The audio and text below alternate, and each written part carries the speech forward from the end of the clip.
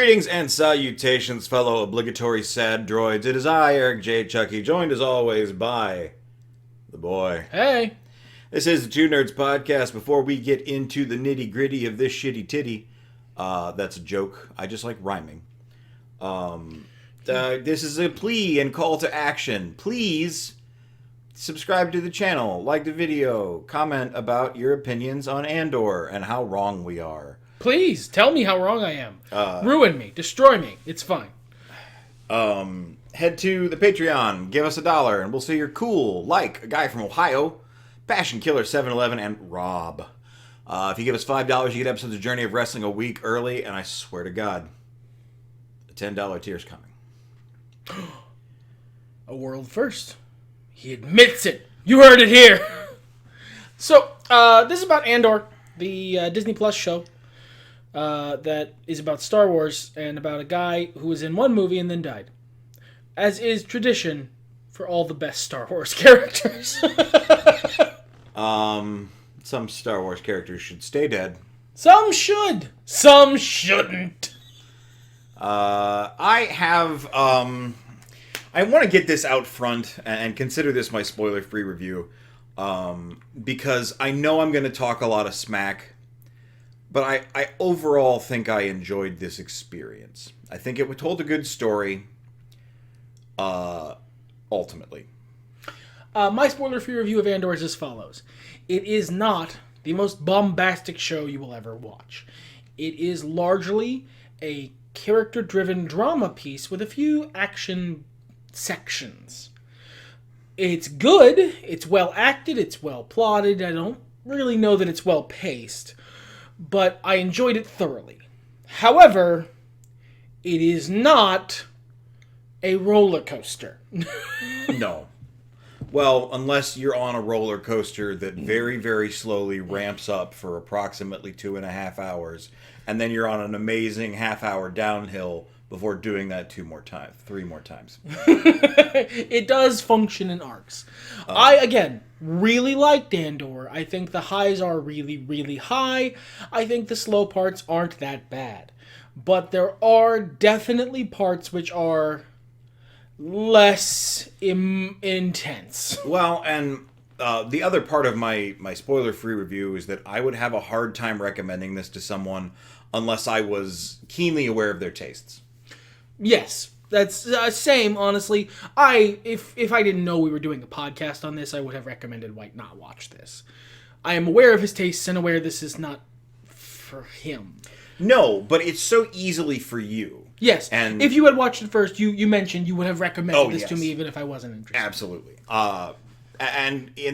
Just because it plays on a lot of tropes you really like. It does. There's a whole section of this show which they essentially just wrote for me. Yeah. Then they also put in the sad robot. Fuck you guys.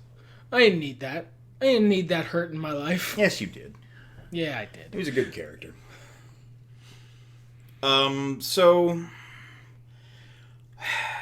Where do we begin? Do we begin with your bombastic praise or my needling, damning with faint praise? I think we go for the Two Nerds classic, the compliment sandwich. Okay, so you're going to start and end this, and I'll be talking in the middle. Yes. So the good parts of Andor are really good. The performances are almost all stellar. There's a couple that are a little, I wouldn't say wooden. I just felt like they weren't given the clearest direction as to what their character's emotional reality was. That's a little bit more openly pretentious than I try and be on the podcast, but that's the easiest way I can phrase it. There are a couple characters who I didn't feel like the actor knew what they were trying to convey. They were doing a good job with the material they were given, but sometimes it was a little muddy. I think that's overall an effect of the show being kind of unfocused. But the great moments of Andor are, like, they're really fucking good. The heist, we're in spoilers territory now. The heist section is really good. It's a really good heist. It goes entertainingly wrong in the way the best heists tend to in entertainment. The One Way Out, I think, is the highlight of the series for me. I think it was the best episode. It's just bell to bell, great episode of the show. And then the finale is really good. It suffers from being the finale to the show when the show itself was kind of unfocused, so they couldn't really, at least for me, felt like they couldn't really get everything together. Well, there's going to be a season 2. Yeah.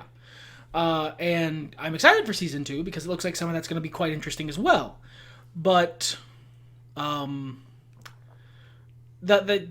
just wanted to take a second to praise all the parts I really liked about this show.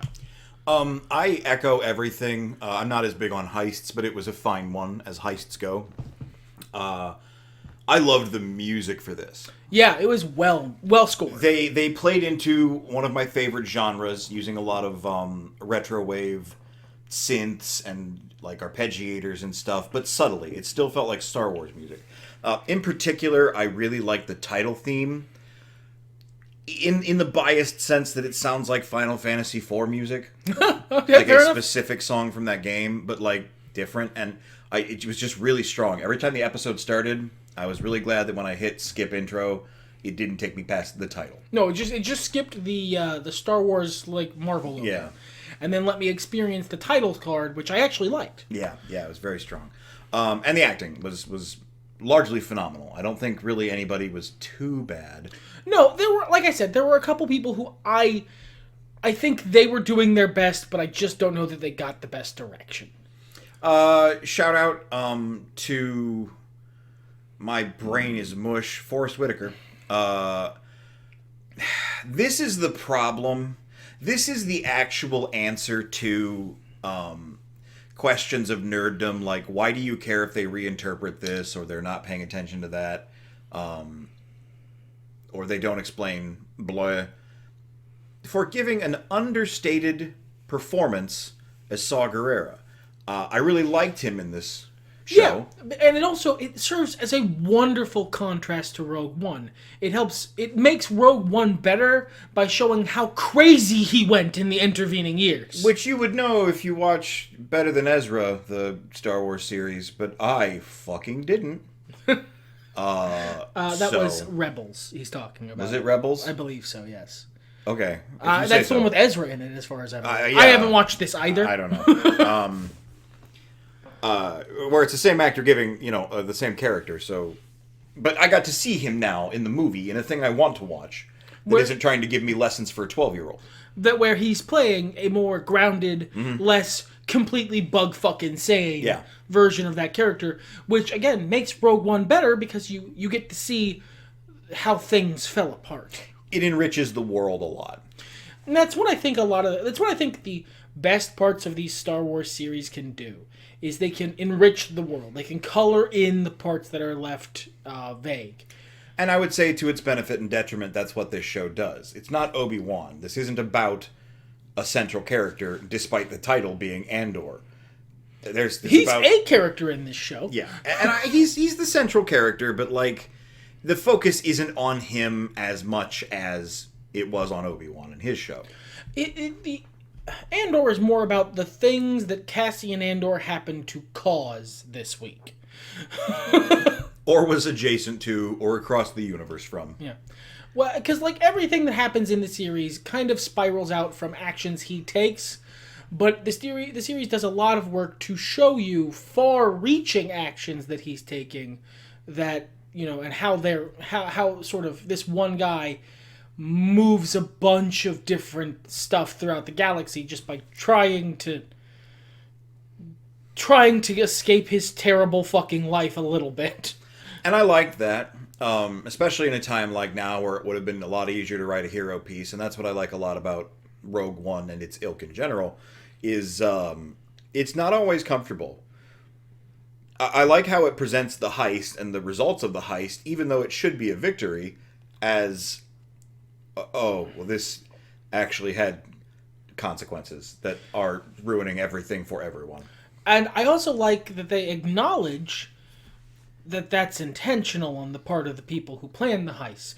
It is an intentional bait to get the authoritarian regime to stomp down on people's necks harder so that they notice they're being stomped on. Yeah. That is the exact kind of thing that insurgents actually do. part of what they're trying to do is bait the authoritarian power that they are fighting against into crushing down on people to increase recruitment. That is a very real life lesson, and it was brave of them to show that, because even in Rogue One, where they make some vocal noises towards the rebellion, not all being good people, this Stellan Skarsgård in particular does a great job of showing that you don't run a rebellion against a galactic empire run by an evil space wizard and get to be a good guy. I think his performance is really good. I think the scene that finally pulled him together for me, not that he was bad before, because first of all, Stellan Skarsgård's a great actor, and it's nice to see him get a fully serious role. Yeah, he's not running around naked trying to stick sticks in the ground or anything. Or becoming part of the ship, or what have you. He gets to actually act very seriously in this, and be treated very seriously by the narrative, and I like that. But when the one turncoat officer rides the elevator down that gets hijacked and meets him on that, like, strut or whatever, fantastic. What an incredible meeting place. What an incredible...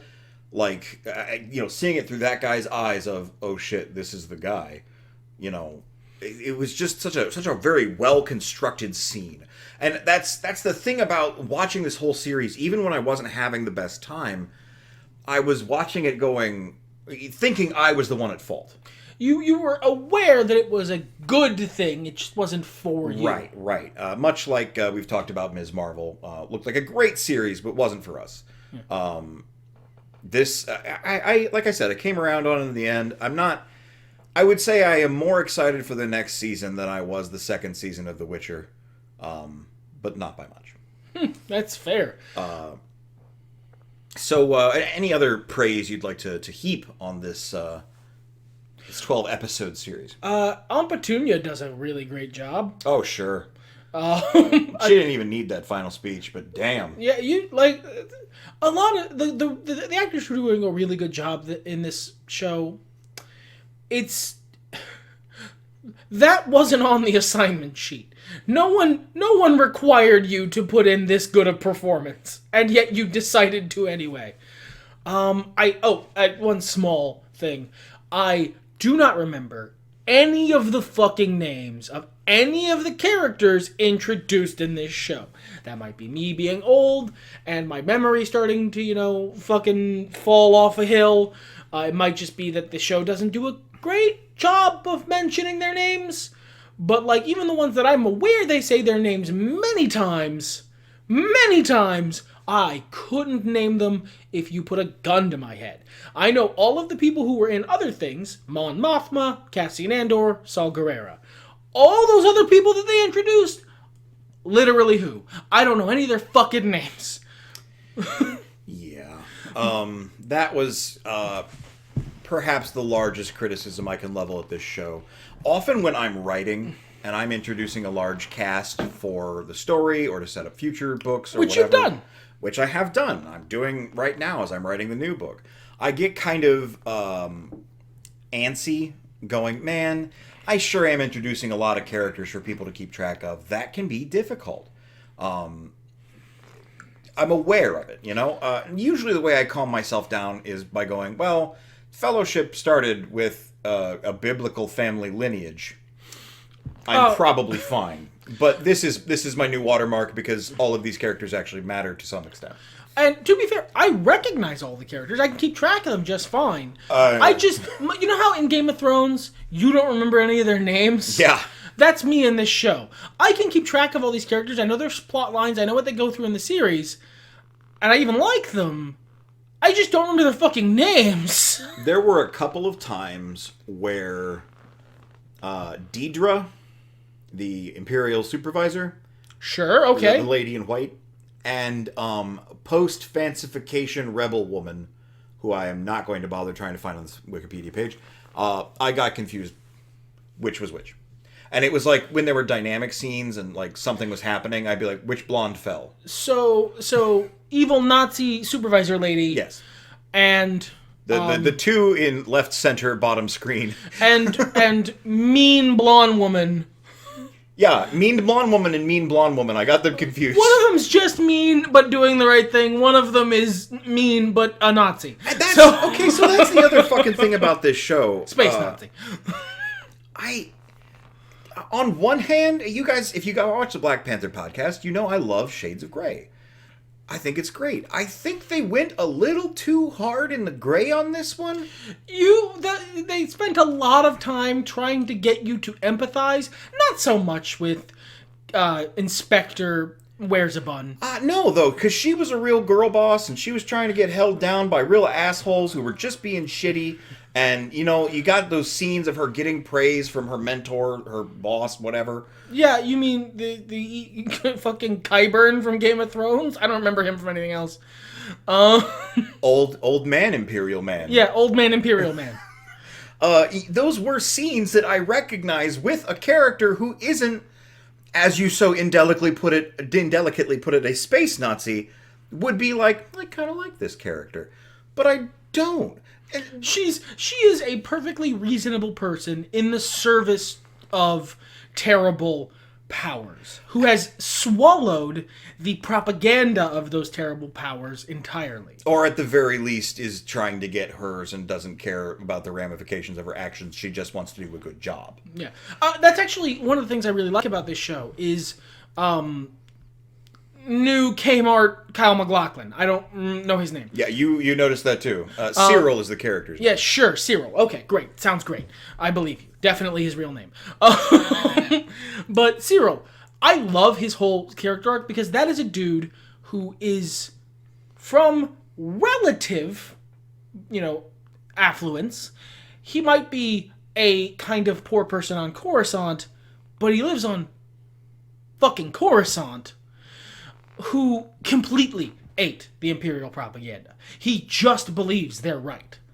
And he just believes they're righteous, and they do what's right. And when he is confronted, the very first time in the narrative, which is like the first time we see him, he is confronted with the fact that no, the powers you're in service of are corrupt, evil organizations that exist only to crush and extract value out of those beneath them. He snaps. He completely loses his fucking mind and goes off the reservation because he can't bear to exist in a world where he's not the good guy, and he's not. Yeah, but then he doubles down. Because that's the only psychological thing left to him. And he has to get away from his incredibly, unbelievably emotionally abusive mother. Like, we're talking competing with Moon Knight here. I don't think so. I think you're forgetting Moon Knight stuff. Hers was physical abuse. That is some evil shit that woman was doing. I would agree, and I think in any other context, this character would be... If this were a 1980s rom-com marketed slightly more toward men, this would be your protagonist. Yeah. But, like, at the end of the day, he's scum. And it's played so... At the end of the day, he just wants to feel important. Sure. He's someone who has spent so much of his life being run down and dragged down and put down that all he can grasp on is the desire to feel like someone who matters. And there is conveniently a nearby fascist totalitarian government who would love someone like that to work for them, but not somewhere too important. And a local authority woman who knows how to be tsundere as hell to entice him to work harder. I definitely don't think that that lady was genuinely creeped out by him. Yeah. But he's very useful though. So I'm not gonna. We're gonna skirt the line. I'm not gonna like really come down on him because I might be able to use him later. And you're absolutely right. There is a very real interpretation, especially because she does a lot of torture, that this woman is just a completely amoral psychopath who just wants hers. And that guy might be useful, so even though he fucking creeps me out, I'm not going to completely come down on him, even though I totally could. The complaint I have about Cyril as a character is that he seems like a joke. Like, it's... You know that bit some shows and comedians do where they say something that's like darkly humorous and then pretend like they're not joking. Yeah, he seems like a character who was introduced as a gag, and then they just went, no, but what if that guy was real? Sure. He reminds me of a, like, played straight, as in, legitimately, version of the villain from The Frighteners, the FBI inspector guy who's unhinged and has all these issues. He's Percy Weasley. Yeah, but, like, even somehow more pathetic. Yeah, somehow even more pathetic. Yes, that is a great way of putting it. He was just a very awkward character. I didn't like him. He was well done, but it's, as I told you away from podcast, it's that pro wrestling sign. We are not booing because you are an effective heel. We are booing because we don't like you. Yeah, and whereas I think he absolutely rode the line of effective heel. I think he's interesting. The heel, he's not the good guy. I'm not rooting for Cyril, but he's a very effective, compelling heel. Which is the confusing thing for me, because so much of the explanation for why he is who he is almost makes him a compelling good guy. He just isn't, though. It's the same reason I like the best version of Magneto. Sure. Having a sympathetic backstory doesn't justify you being a terrible fucking person. Cool motive, still murder. Well, and I suppose maybe he would be more on Magneto level if he were at all actually good at executing his job. Or had a more sympathetic backstory, because ultimately, one of my parents is a complete self-involved shithead, isn't as sympathetic as I was a Holocaust victim. Sure. Certainly. The other character I have huge complaints about is Mon Mothma. I just think the actress who played Mon Mothma was so fucking desperate for any kind of meat to eat for this character. This character has been, since the 70s, and has to have been played by a different person. Oh, yeah. But has been pretty lady in a dress in the background of a scene that the other people in the movie think are important, that we, the audience, have been given absolutely no reason to give a shit about. The Star Wars Galadriel. Yes, she's Star Wars Galadriel with less good lines and less importance. So, But, for me, I've always been like, oh, yeah, Mon Mothma, she's alright. She's alright. In the first two scenes, it just feels like this actress was so desperate for fucking any kind of edge to this character. Any kind of actual conflict that isn't her ethereally walking from room to room in a pretty dress. I don't know that they nailed it, but I understand the desire. Even if it wasn't the actors, even if it was the writers wanting to give her flaws. By that, I mean, the writers, the creators, they wanted Mon Mothma in this show, and whoever was the decision maker here wanted her to have something to fucking do. I would have rather seen her as the footsteps Leia walked in. Have her play a similar role in a world where we don't have Carrie Fisher anymore. Where she is headstrong and trying to do what's right, and not also an absentee mother. But again, it's them, it's the Shades of Grey thing. That's her relationship with her daughter is one of the things she has sacrificed in the name of doing what's right. Well, and if I can perhaps cast an opinion on this, our heater's about to kick on. You guys never hear it, but just in case you do, it's there. This feels like if you took a DC comic and tried to get all gritty with it. And I don't mean Batman. I don't know that it goes that far, but it definitely the vibe is in that world. Yeah. And it's like, this is Star Wars. And even Rogue One, which was a complicated piece of media that I've spent half the movie not liking because of principal characters, Cassian Andor and other person. Jyn Erso. Thank you. I remembered her name. My brain is Swiss cheese right now. It takes it even farther than that. It's even more downbeat, it's even more serious, and people are even more complicated. Because they're even more... It's even more shitty, and we're even farther from anything good happening. Does that make it a worse series or a worse piece of media? No, I don't think so. And it might even be better. But it's still being cast in that same light of... Man, Superman sure is being a dick. Being well made and being a fun experience are unconnected principles. And that's slightly unconnected from what I was saying, but also true. And definitely had an impact on my experience. it was difficult to... It would have been just as difficult for me to watch week to week as it was to binge it.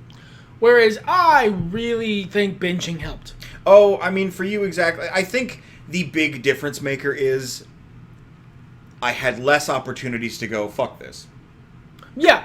You had less time to sit on this and go, I don't want to fucking... I'm dreading this Thursday or whenever it came out. I mean, I got to laugh about it, toward the end of the series when I was like, oh, sweet, the next group of half a dozen people whose names are going to be given to me in rapid fire, one of them's going to die by the end of the episode, and the rest are probably also dead.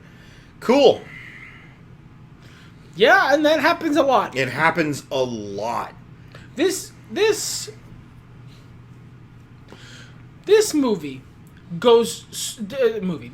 It is 3 movies. This series does such a blunt and forthright job of showing you how awful and soul-crushing living under space fascism is, that it almost comes across like kind of eye-rolly and unsubtle at points. Like, yes, okay, alright, fucking... And then it gets even worse, TM. I understand, sure. I get it, no joy can be had, nothing good may happen. Okay. And, like... I understand why you did that. I don't even necessarily think it was a bad call, but I understand why that could be grating. Yeah, I mean, that wasn't even the part that bothered me so much. I think, honestly, the biggest thing that kept me from buying into this series more quickly is that I don't care about the main character. No, Cassian Andor's, even beyond the jokey, I know how the story ends, he's just like grittier, darker Han Solo.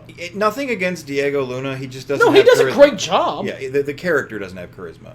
He's soft-spoken, understated. He spends so much time in this series looking around at shit and going, "What the fuck am I supposed to do?"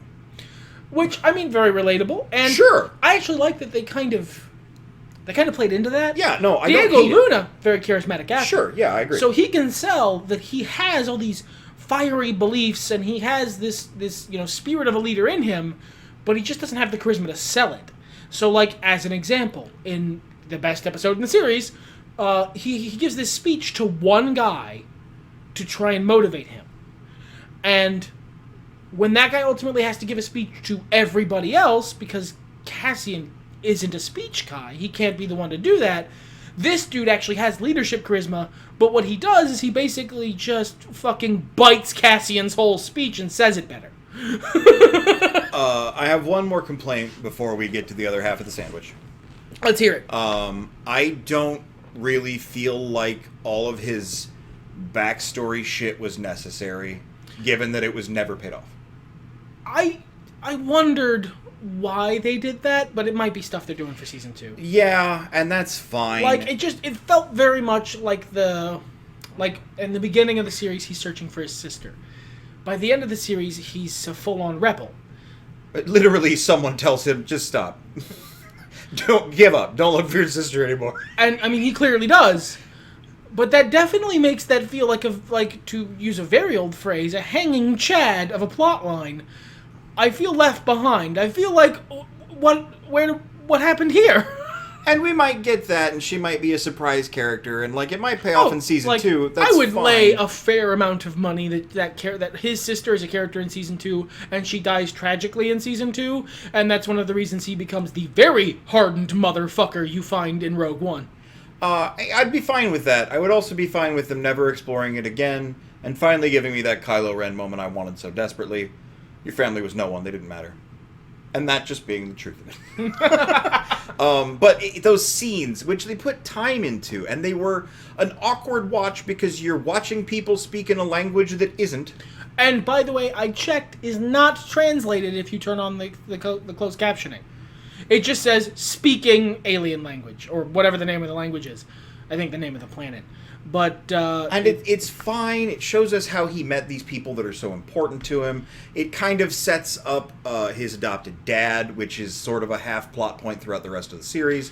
It's one of those things it's shown by implication and in like one or two flashbacks, the impact this person had on them, and the impact that his adopted father's death had on him.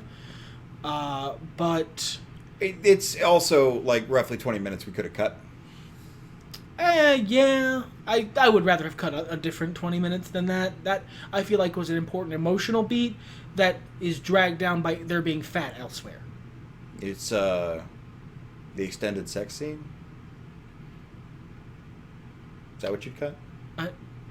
Genuinely, is this a meme? I'm having you on, yes. Okay, because I didn't remember one. But like my brain could have just been like, well, there was a lot more implied doing it than I've seen in a Star Wars. But no, there was no actual. It was his annoying Chippy, I believe, is a polite term, who wanted him to go buy drugs or food before he got arrested for existing. But no, otherwise it was just a couple of implications. That's the negative I have to say about this show. There's something else positive I wanted to loop back into. I'm sure you've got more. I generally really enjoyed like most of the characters in the series, and to focus on the positives. Sad robot hurt my feelings, which is what the intent was. It was supposed that sad robot was supposed to hurt my feelings, and he did a good job. Good job, sad robot. The actress who played on Petunia, whose name I don't remember, does a great job as Cassian's adoptive mother. Her final speech is really good. I think that Evil Inspector Wears a Bun, the blonde lady, the space Nazi, she does a really good job. It's just like the show doesn't feel like it really knows whether or not you're supposed to like her. Yeah. Because on the one hand, she does #girl boss her way through a much more charming character who I would have rather have seen much more of. I don't know. He was kind of a dick, though. Yes, but in a fun way. You know what? Speaking of fun dicks, at one point I was talking to you about the show, and you asked me who my favorite character was, and I said Blue Obi-Wan, but really bitter because he happened to be on screen at the time, and I was frustrated. But Mon Mothma's husband is a wiener.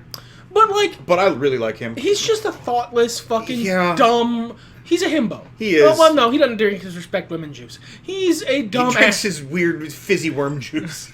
But he's a dumb asshole. But he's played not so well. He's not malevolent. No, he's just a shitty husband. A bitch. He's the ball and chain. He's a gender swapped nagging wife. They're two wasps in a non-functional marriage. It is what it is. And it's an arranged marriage, and it's clearly very loveless.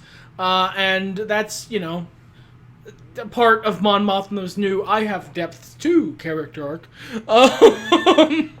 I liked him. He brought me joy. The other positive thing I wanted to say, if I can. Oh, please. Did you have a point to finish? No, I was... Okay. I really liked the extended homage to THX 1138 that the prison scene was. It made me want to watch it, and it's only available on shit I don't want to pay for. But how cool. Yeah. For the first few seconds, I was like, this is kind of... Wait a minute. It's... Yeah. And that's classy. That is really classy. I remember the thing I wanted to say. The evil lady. On the one hand, she does do some girl bossing at the beginning, but on the other hand, she also does a lot of murder and torture. And is that not girl bossing? You know what? If your job is... Do you think Margaret Thatcher effectively utilized girl power when she hired death squads? That's, I'm not trying to meme. That's basically the definition. I mean, if that's your job... That's fair enough. I don't know that we should be supporting it, but you did, in fact, kick some ass. She did a really good job at being an evil, evil bitch. And that's, Yeah, that's fair. That's fair enough. That's fair enough. #girlboss. Fuck it.